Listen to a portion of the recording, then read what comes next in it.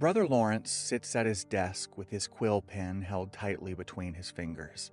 He has to focus on keeping his grip because this third sickness has sapped all the strength from his body, and his 77-year-old frame is in its last days. He doesn't mind that, though. In fact, he's excited. He's soon going to meet his Lord, who he has spent the past decades of his life entirely committed to. He has spent every moment he possibly could in the presence of Jesus, and it was almost time to meet him face to face. But he had one more letter to write first. He waited for the Holy Spirit to give him words to write to his friend, words that he couldn't have known generations of believers would read for the next centuries. While he sits in the presence and waits, he reflects on his life. Welcome to Church History Time.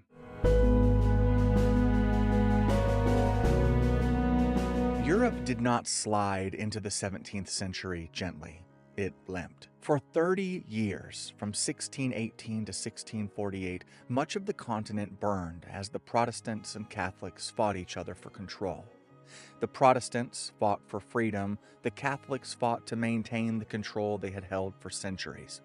But both sides fought without mercy and committed terrible atrocities. Armies marched back and forth across the same fields until nothing grew.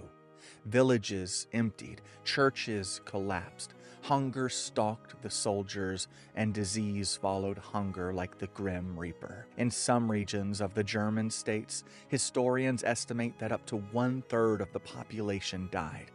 In certain rural areas, losses may have reached 40%. These were not distant battle deaths.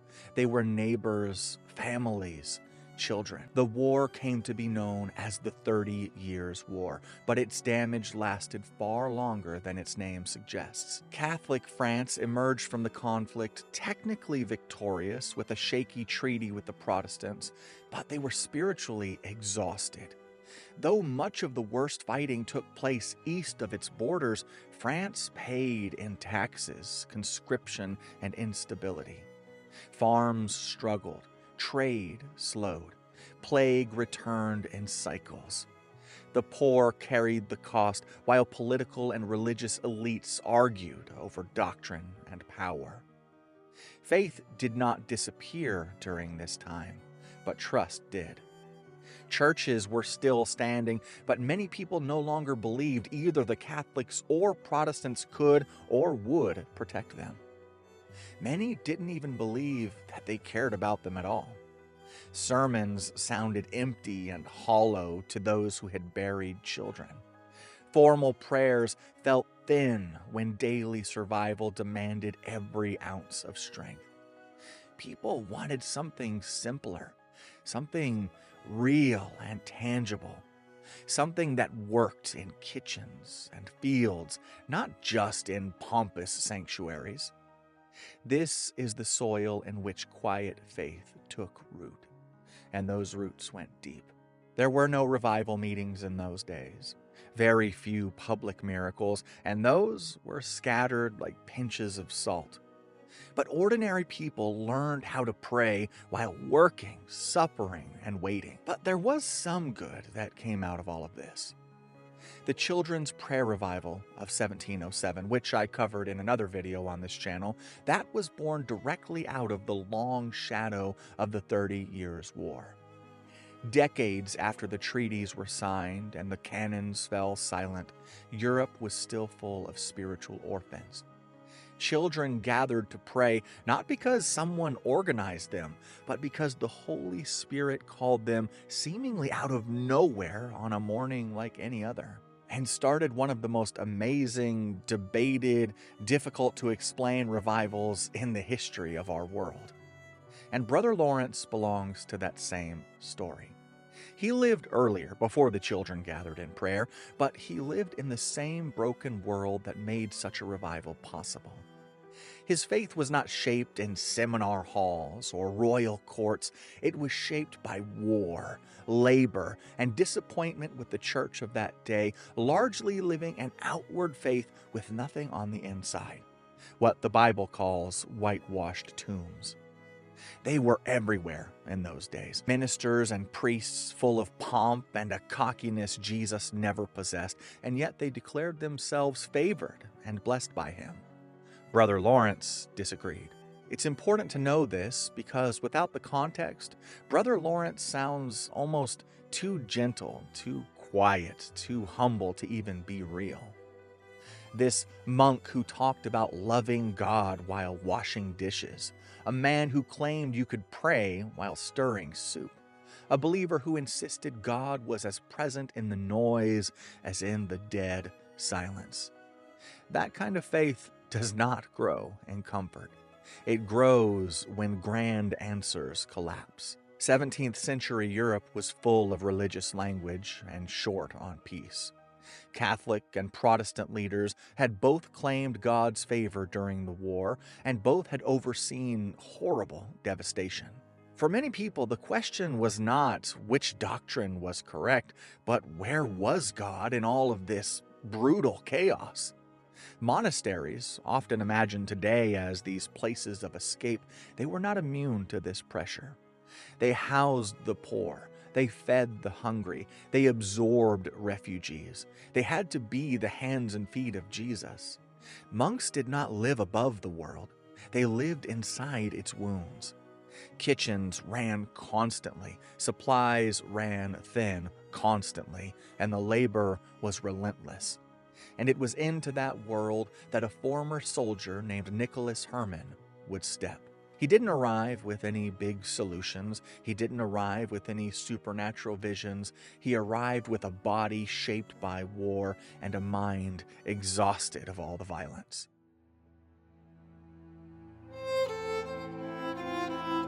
Before he would ever be known as Brother Lawrence, he was one of countless men that were marked and changed forever by conflict. His generation had learned an unspoken lesson. Loud certainty often hides spiritual emptiness. Power rarely delivers peace, and God, if he is to be trusted at all, must be found somewhere other than military triumph. And this is why Brother Lawrence's message resonated. Not because it was clever, not because it was new and had words that were so complicated it made everyone feel so smart and intelligent, but because it provided hope for anyone, down to the poor and the sick. He would later speak of a God who didn't look for escape from daily life, but a presence within it. A God who did not wait for quiet rooms, but entered noise willingly. That vision did not come from theory. It came from a world where silence was rare and suffering was all too common. The 17th century did not produce Brother Lawrence by accident. War stripped faith of decoration. Hunger stripped it of pretense. And time revealed what remained. And what remained for some was a hunger for God who was always there, always waiting with arms wide open. As I said, before he was known as Brother Lawrence, he was simply Nicholas Herman. And Nicholas was born around 1614 in the region of Lorraine, France, a borderland that would be battered repeatedly during the 30 Years' War. Lorraine didn't enjoy the illusion of distance from conflict. Armies passed through, supplies vanished, young men were pulled into service because survival left few alternatives. And Nicholas was one of those young men, and he became a soldier. Now, there aren't really any detailed military records of his service or how he served, but multiple early accounts agree on the essentials. He served in the army, he experienced the brutality of war and battle firsthand, and he was physically injured during a battle. Later, biographers would record that he was lamed or crippled during his service, likely from a battlefield wound. This was not an uncommon fate. In 17th century warfare, disease and injury crippled far more men than swords ever did. War taught Nicholas what violence always eventually teaches. It doesn't resolve anything. It just rearranges the suffering. According to early Carmelite records and later recollections preserved by Joseph de Beaufort, Nicholas emerged from military life disillusioned, not embittered. He didn't speak of hatred for enemies, he spoke of exhaustion. He was just tired of the whole thing. But the turning point of his life didn't come in a chapel, it didn't come on the battlefield. It came just outside in nature.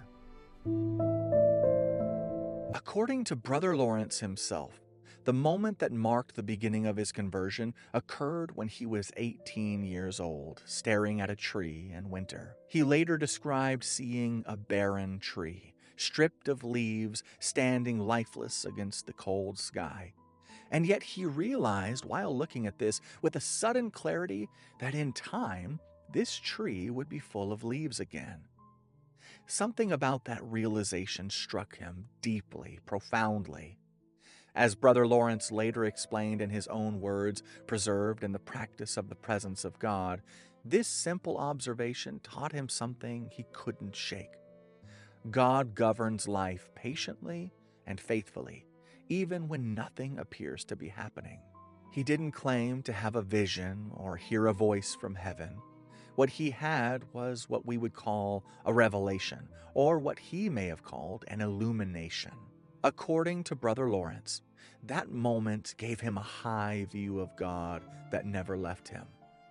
From that day forward, he said, his heart turned steadily, faithfully toward God, little by little, not through fear of an angry God, but through trust in a loving Father. And this seemingly insignificant moment, from others' point of view, defined the rest of his life. In that single instant, he learned that God is always there, working. Whether in the trenches of war or the blooming flowers of a tree, he is always present. This was the moment that Nicholas submitted his life to the lordship of Jesus and decided to serve him for the rest of his life. For a young man forged by war, that mattered more than anything. The battlefield teaches you how quickly noise disappears and promises fail. Close friends are there one moment and gone the next. The tree taught him something else. Faithfulness unfolds slowly, whether anyone is watching or not. After leaving military service, Nicholas, he struggled. His injury limited his ability to work. Poverty followed him. And at one point, he even worked as a footman, a role that placed him low in social rank and high in daily pressure. A footman was the household servant for wealthy families and was often the lowest of the low positions. They served meals, they opened doors and greeted guests, they carried messages from here to there, they stood behind or rode on carriages, and they assisted the higher servants like the butler. So his life did not improve outwardly after his conversion. If anything, it became harder. And yet, something had shifted. According to his own later testimony, it was around this time that Nicholas began to practice speaking to God constantly. Not formally, but simply.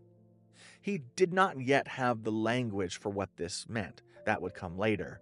But what he had was the beginning of a habit.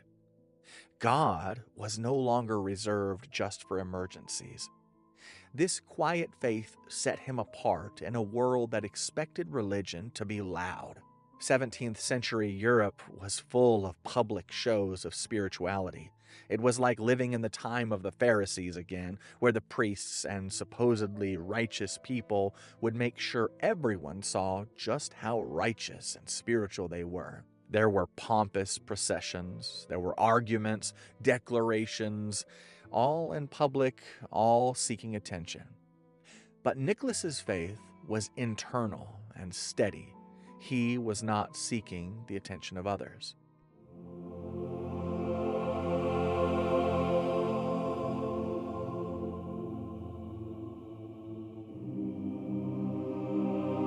Eventually, this path led him to the Discalced Carmelite monastery in Paris, where he entered not as a priest, but as a lay brother, and that distinction is important. Lay brothers, they did not preach, they didn't teach theology, all they did was work. When Nicholas took on the name Brother Lawrence of the Resurrection, he wasn't stepping into some grand position of influence. He thought he was stepping into obscurity, where no one would ever know who he was, the background worker of the monastery. The monastery was not an escape from work, it intensified it. Brother Lawrence was sent to the position very few want, the kitchen. Kitchens ran from early morning until late at night. Supplies had to be stretched and measured, pots had to be scrubbed by hand. The work was repetitive, grueling, and unnoticed. But according to Brother Lawrence, this suited him. Well, it suited him after some time. As a missionary who has spent the better part of my life living on mission bases in different parts of the world, I can attest to just how grueling and thankless being in charge of the kitchen is. If you've ever seen Nacho Libre, that's about the sum of it in many places. Later, reflecting on these early years, Brother Lawrence would say that God didn't meet him in silence first, but in movement, in activity. Not in retreat, but in responsibility. The discipline of work gave him structure, something he loved. The presence of God gave that structure meaning. This is the key transition. That winter tree did not make Brother Lawrence holy overnight. What it did was it made him patient. And patience in a world that had lost it would become the defining mark of his walk with God. Before Brother Lawrence ever washed a pot for God, he learned how to wait. And in a century shaped by war, waiting by itself was an act of faith. When Nicholas Herman entered the Carmelite monastery in Paris, he wasn't chasing holiness exactly. He arrived chasing stability and depth with God. According to the Carmelite records, he joined the Discalced Carmelite order in 1640 at roughly 26 years old. This wasn't late by modern standards, but it was late for a man seeking status or advancement. If Nicholas had wanted influence, this was the wrong door to walk through. Because as I said, the lay brothers cooked, they cleaned, they repaired things, they hauled, and they served. Their whole job was to keep the monastery running in the background so that the monks, the important people, could study and pray. These lay brothers, their names were rarely remembered, and their work was constant, and their lives were hidden by design. This wasn't accidental humility, this was a structural choice. The Carmelite reform that shaped this particular monastery had been influenced generations earlier by huge figures like Teresa of Avila and John of the Cross, both of whom emphasized simplicity, discipline, and interior prayer. But even within that tradition, Brother Lawrence stood out. Not for his intensity or not because anything in particular stood out about him, but because of how ordinary he was. According to Brother Lawrence's own later testimony preserved in the Practice of the Presence of God, he struggled deeply during his early years in the monastery. This surprises many readers of the book because his later words, they sound so peaceful. But that peace did not come quickly. He said, "As to my set hours of prayer, they were not enough for me." And yet formal devotion also didn't come easy. According to Brother Lawrence, he felt distracted, he felt clumsy and spiritually dull, and his war wounds didn't help. The noise of communal life grated against him as someone who was probably a natural introvert. The kitchen demanded attention, and the pace was constant. This was not the quiet mysticism that many imagined when they thought of becoming monks, or even still today. The kitchen was loud, the pots were heavy, the work never ever ended. For more than 15 years, Brother Lawrence served primarily in the kitchen. He rose early, he worked long hours, he answered to superiors, he dealt with shortages, complaints, and exhaustion. There was nothing romantic or seemingly spiritual about it. And after a long time, he hated it. He admitted this openly later in life. According to his own words, he entered the monastery expecting spiritual elevation, but instead all he found was frustration. The work felt like an obstacle to God, not a pathway to him. But over time, something began to change. It wasn't the work that changed. It was what he chose to focus on while he worked. According to Brother Lawrence, he made a simple decision. He would do every task for the love of God alone, even if the task felt meaningless. This was not some poetic saying, this was a solid decision. He described it as a conscious choice that he made in weakness. He wrote, "I resolved to give myself no other concern than to please him." He didn't say he resolved to feel God's presence. That would come later as he matured in his faith. He did not say he resolved to understand God better. That also happened naturally over time. What he resolved was to please God moment by moment in this work he couldn't escape. And that mindset reframed everything. Gradually, the kitchen stopped being a distraction in his mind. It became a classroom. The repetition trained his attention. The humility stripped his expectations, and the lack of recognition freed him from comparison. According to those who later interviewed him, including Joseph de Beaufort, Brother Lawrence came to believe that God's presence was not interrupted by work, but revealed through it. The monastery had not removed him from the world, it had placed him in a concentrated version of it. Orders were given, mistakes were corrected, tempers flared in those early days before he had learned patience, and fatigue set in. But God was there. This is where Brother Lawrence's relationship with God breaks from both religious ambition and what some would call spiritual escapism, being so far in heaven that he was no good to the world. He didn't try to minimize his circumstances. He didn't reinterpret work as something else. He stayed present inside of it. Later, reflecting on this season, he said that he had learned to abandon outcomes and focus on love. The task itself really didn't matter. It was the intention within that task that did. This wasn't passive spirituality. It required effort and discipline. The monastery didn't turn Nicholas Herman into Brother Lawrence overnight. It wore him down slowly. It removed the illusions.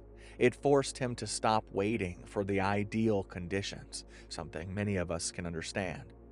And in that surrender, something solid formed. Before Brother Lawrence ever taught anyone how to practice the presence of God, he learned how to remain in that presence when nothing about his life felt spiritual. The kitchen did not make him famous. It made him faithful. And that faithfulness, hidden in plain sight, would soon begin to draw the attention that he never sought. The kitchen did not grow quieter as the years passed. If anything, it grew louder. Pots kept clanging. The orders kept being shouted, the fires had to be watched, the food had to stretch farther and farther than it could, and the rhythm of the monastery depended on work done by men that nobody noticed and nobody thanked. And for Brother Lawrence, this became the place where his faith was either going to collapse or deepen. According to Brother Lawrence, this next breakthrough didn't come through some new method of prayer, it came through yet another decision. In the life of a monastery, there are sacred moments that constantly come and go. There are services, there are set prayers, there are set sacraments that monks and nuns and different spiritual people will do, and for many of them, this was the moment when they would really encounter God. But Brother Lawrence decided that he would day in, day out have these encounters, these moments in the presence of God. He wrote, "The time of business does not with me differ from the time of prayer. And in the noise and clatter of my kitchen, while several persons are at the same time calling for different things, I possess God in as great tranquility as if I were upon my knees." And that sentence alone explains why people would later seek him out. Brother Lawrence wasn't trying to escape distraction. He was trying to remain stable in the presence inside of it. He didn't reduce prayer to just those moments of silence. He expanded it into all daily life. And according to his own words, prayer was not something he entered. It was something he refused to leave. But this did not make his work easier. It just made it more meaningful. According to his letters, he still found his grueling work in the kitchen irritating and the responsibility very heavy. But instead of asking God to remove it from him, he asked for the grace to remain in the presence within it. He said, "We ought not to be weary of doing little things for the love of God, who regards not the greatness of the work, but the love in which it is performed." That line would later be copied, underlined, and memorized by believers across denominational lines. But in that moment, it wasn't some slogan that he came up with, it was sheer survival. Brother Lawrence never romanticized his work. He didn't pretend that he enjoyed it. He just refused to allow it to separate him from God. According to those who later spoke with him, including Joseph de Beaufort, Brother Lawrence began practicing short, frequent prayers throughout the day. Not formal petitions, which was the common method back then. It wasn't rehearsed prayers, which is what most people did. It was simple acknowledgments, like, "Lord, I am all yours. God, help me do this well. Thank you for being here." He believed God was not offended by simplicity, which today, saying to come to the Lord with simplicity, may sound almost cliche, but back then, the church was certainly not known for simplicity. It was known for just about everything but that. And Brother Lawrence actually believed that God preferred simplicity. One of the most striking statements comes from a recorded conversation late in his life. According to Brother Lawrence, "It is not necessary to have great things to do. I turn my little omelet in the pan for the love of God." This was not a metaphor. He meant it literally. The kitchen became a place where his inner life was stabilized. While others fluctuated between spiritual highs and lows, valleys and mountaintops, Brother Lawrence cultivated his spiritual life continually. He didn't rise and fall with circumstances. He stayed the same, steady. And over time, something unexpected finally happened. Peace replaced the strain. According to Brother Lawrence, the constant awareness of God gradually quieted his inner noise. The tasks remained the same, the environment remained chaotic, but his interior world changed. He said, "There is not in the world a kind of life more sweet and delightful than that of a continual conversation with God." This statement did not come from a man who had escaped hardship. It came from someone who had learned to inhabit it differently. And other monks began to notice, not because Brother Lawrence talked about God constantly, but because he seemed unshaken and unmoved by anything that happened. When the supplies ran low, he didn't panic or get frustrated anymore. When mistakes were made, he didn't spiral out of control. When corrected, he didn't defend himself. According to multiple accounts, his calm drew questions. Younger monks asked him how he prayed. Visitors noticed his composure. Superiors observed his steadiness. Later, some of the greatest men and women of God in modern history were inspired by his life. A.W. Tozer said, "Brother Lawrence, who made God his intimate companion, found that the presence of God was not a thing to be sought in retirement only, but could be enjoyed amid the noise and confusion of daily life." John Wesley listed the practice of the presence of God in his list of recommended reading, and among others.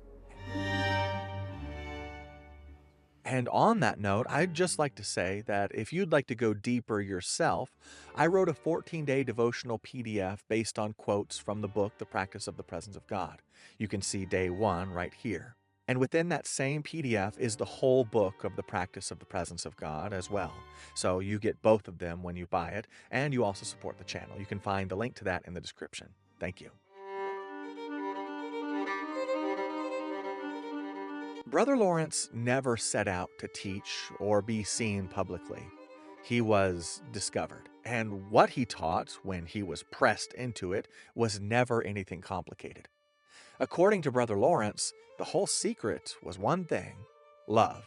Not effort, not technique, not specific words when you pray, just love. He wrote, Just as faith is the gift of God, so is the practice of the presence of God. That belief freed him from self-improvement spirituality, which is so common today.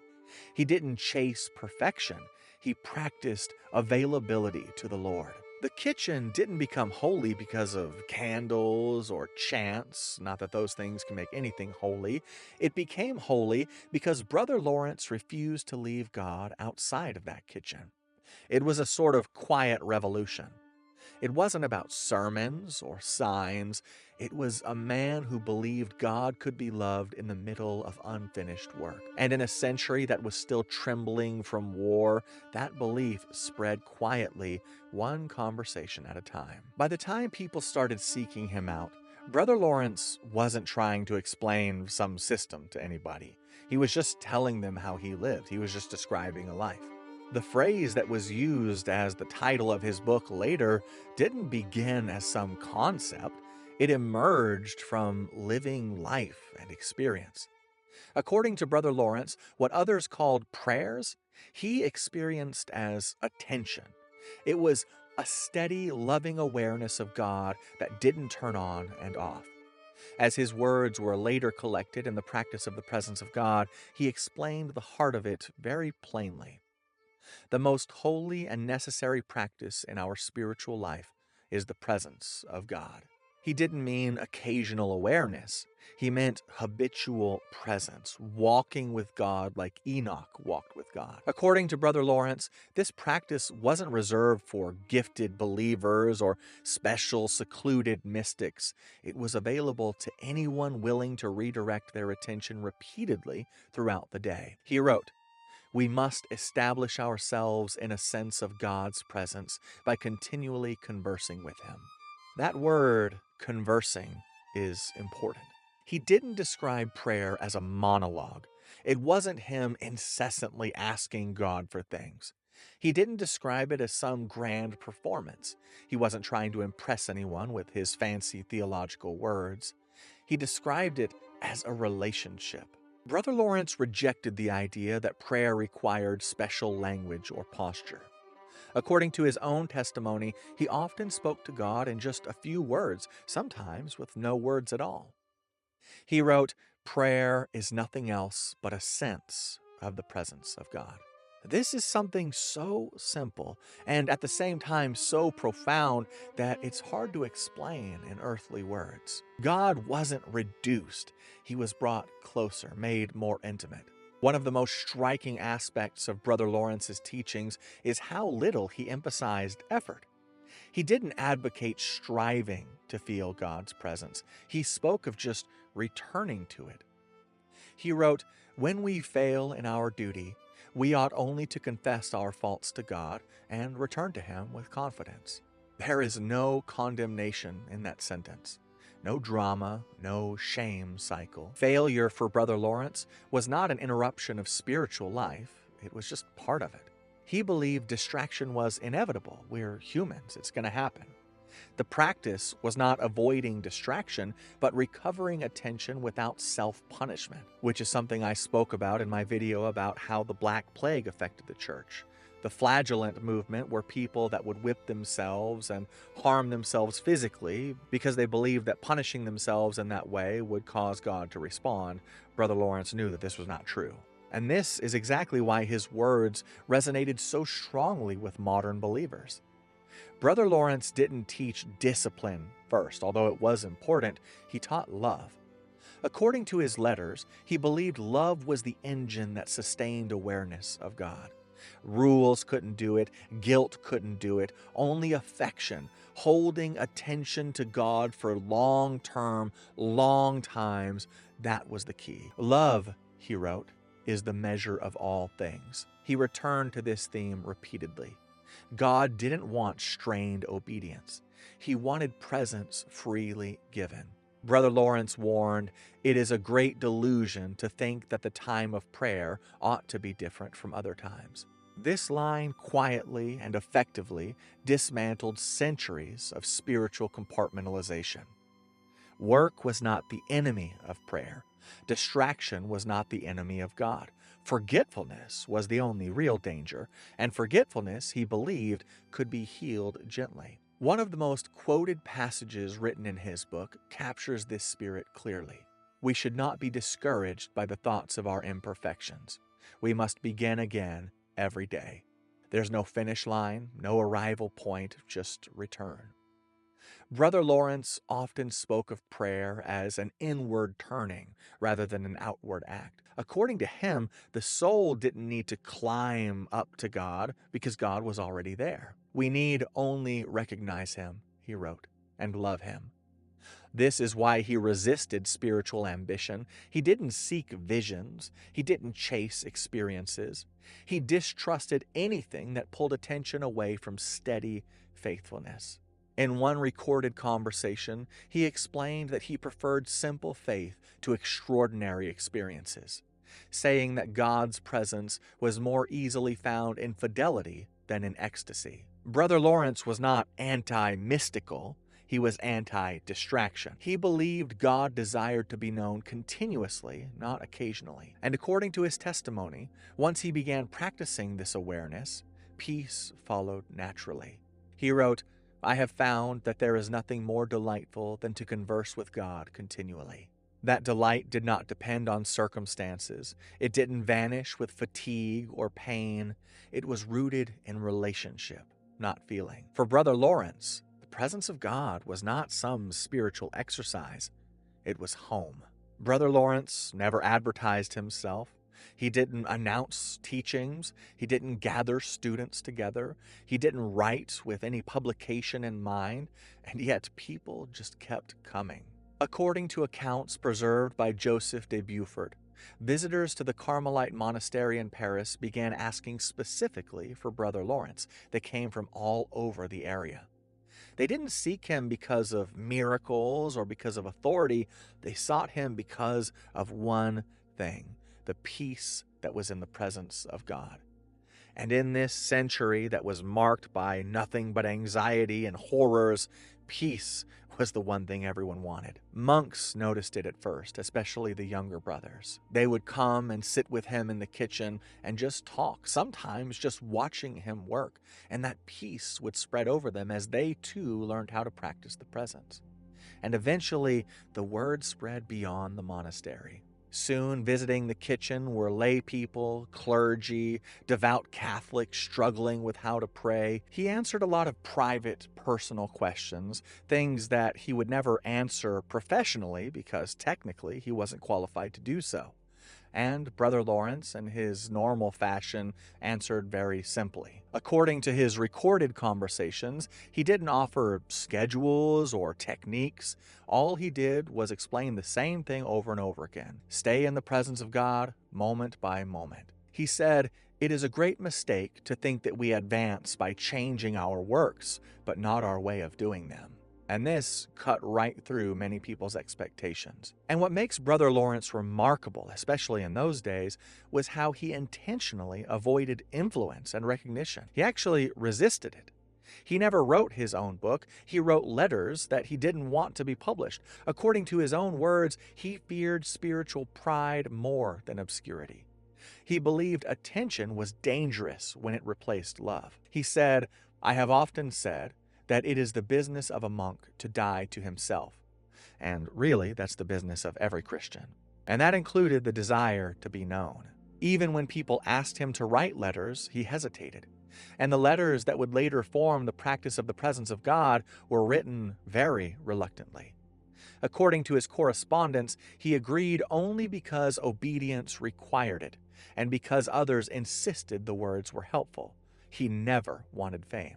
These letters were never revised for style, they were never polished for clarity, and he never claimed any authority. He just wrote what came out of his heart and sent them. According to Brother Lawrence himself, his only qualification was experience.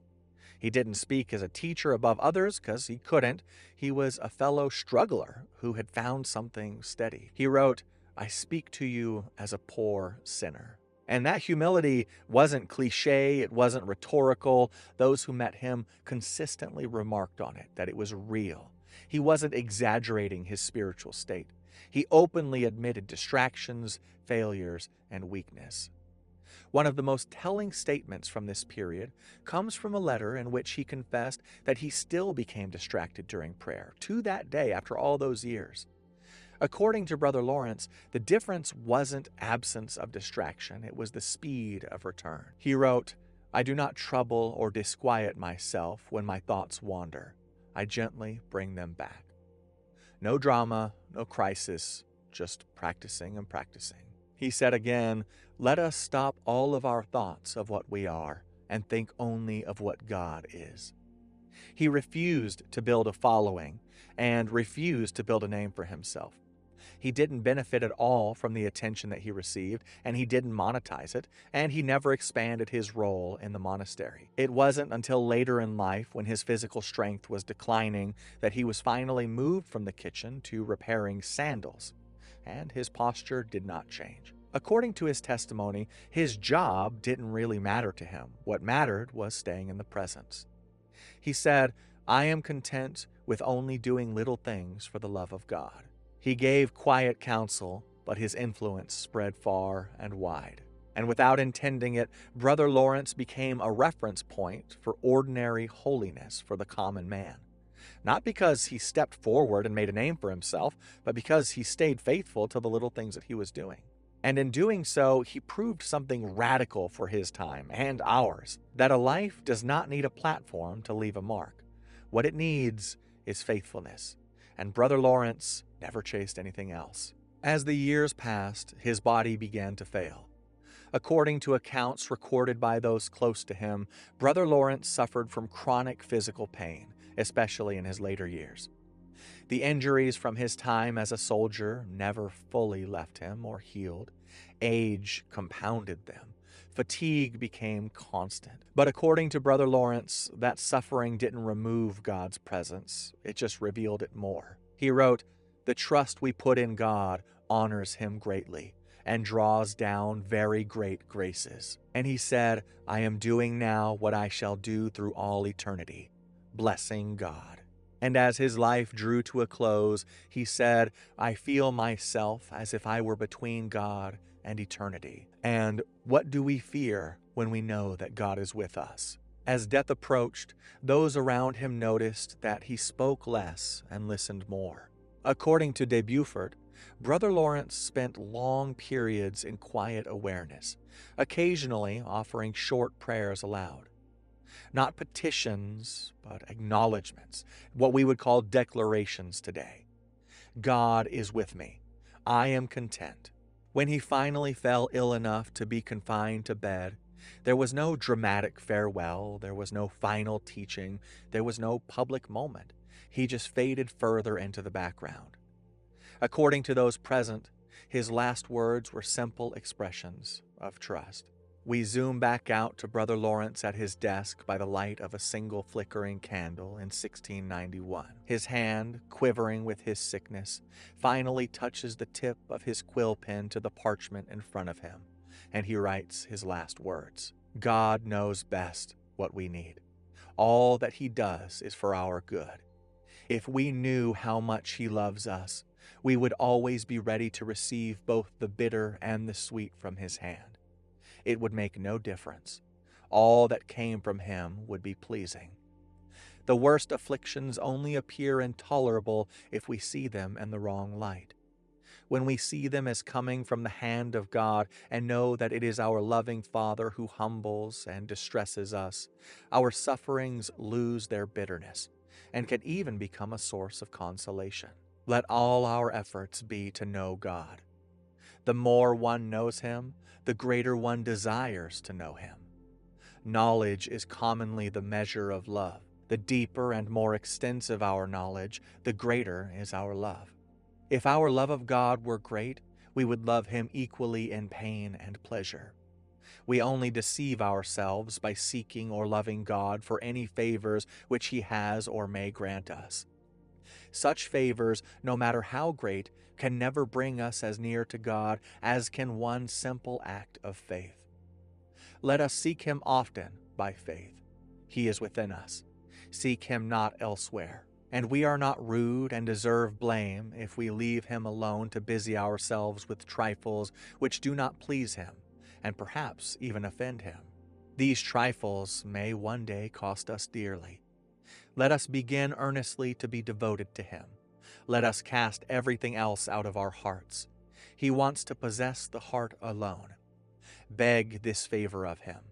If we do all we can, we will soon see that change wrought in us which we so greatly desire. I cannot thank him enough for the relief he has given you. I hope to see him within a few days. Let us pray for one another. If you want more inspiration, don't forget to subscribe to the channel and watch this powerful documentary on the life of D.L. Moody next.